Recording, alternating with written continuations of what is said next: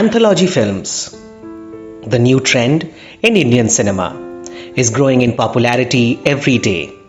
With the Netflix production Ray, based on 4 Satyajit Ray short stories, fetching the most polarized reaction from mass and critics in the recent memory.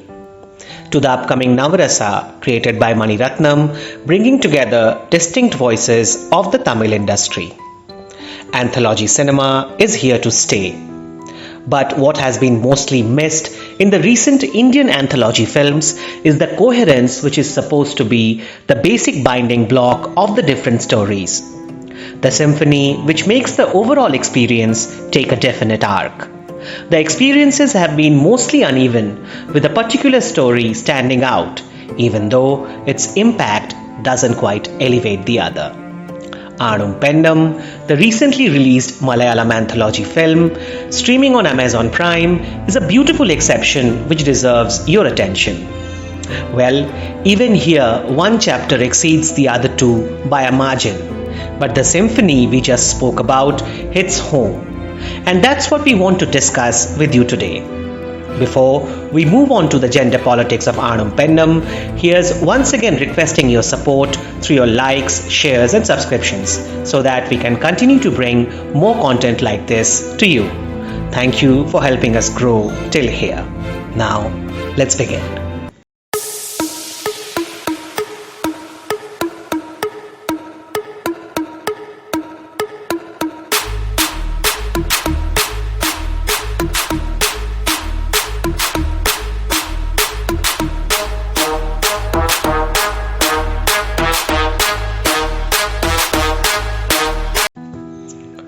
Aanum Pennum, as the name suggests, is about the timeless relation between men and women and the societal politics around it.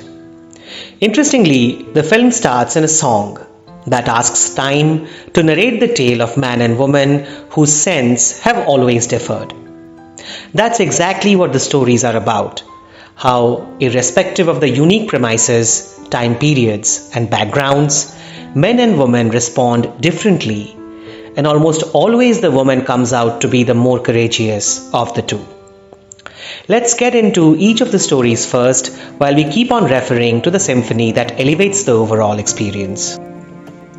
Savithri, written by Santosh Echikaanam and directed by J.K., is set in the post-independence Kerala, when involvement in communism is still a criminal offence.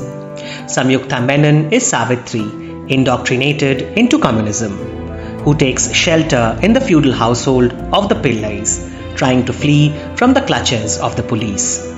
Savithri, in its basic narrative, is flat, in spite of the excellent camera work and notable performances. But in the overall scheme of things, it actually plays its part. It talks about the time when women were not in a position of critical discourse, and a blunt face-off is what could be expected at best. And yet, juxtaposing the Kathakali performance of Kichaka Vadham episode from Mahabharata, where a man had to come for his woman's rescue, with Savitri's face-off with a sexual abuser, the story suggests that the woman has definitely grown stronger from the ancient times. Vasu, played by Vineet Vishwam, is as superficial in his emotions towards Savithri as in his endorsement of communism. And not him, but Savithri herself takes up the gun against her perpetrator, the mighty Joju George. It is amazing how Joju uses his body to establish his characters in different films. He is fantastic in Savithri, perhaps the biggest takeaway of this film, reminding of his similar stature in Sanal Kumar Sasidharan's Chola on his t-shirt shouting, "Eat, eat, eat." Joju again represents the same hunger of the male in this film. In turn, the hunger of patriarchy, until one Savithri refuses to be his food. Rachiyamma, written and directed by Venu, is our second story. Set around the 70s or 80s, starring a fantastic Parvathy, who also provides inputs to the screenplay. Savithri had to counter the male hunger, and Rachiyamma has to deal with man's cowardice. Asif Ali, in a typical Asif Ali performance as Kutti Krishnan, feels for Rachiyamma, loves her as well, but doesn't gather enough courage to even attempt to stand by her in front of the world. He knows their relation won't fetch family endorsement and silently retreats from her world. Parvathy, as Rachiyamma, is an embodiment of Prakriti that the Purush always seeks shelter in before ending up in exploiting it. You need to watch her, or rather hear her laughter echoing in the beautiful mountain valleys to understand what we mean. She tends to Kutti Krishnan as a mother, pulls him out of fights like a friend, and saves him out of dangers like a guide.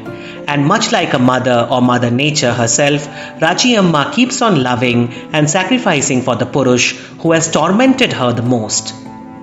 Now, here comes the most interesting and debatable part of the whole project. We wonder whether Rachiyamma should have settled for such a conventional finish, more so when the fiery Parvathy plays this role. Valid questions indeed until you go to the third segment, Rani, that finishes the film. Rachiyamma waits so that Rani can leave. Change doesn't come in a day. Rachiyamma shows that womanhood has enough patience, sacrifice and power to bear pain, and Rani is the choice of the same womanhood to execute none of them. Well, definitely Rani, written by Unniyar and directed by Aashiq, is the best of the three segments, a breathtaking standout film on its own. But the reason we relate to it more is obvious. It is set in the times we are living in.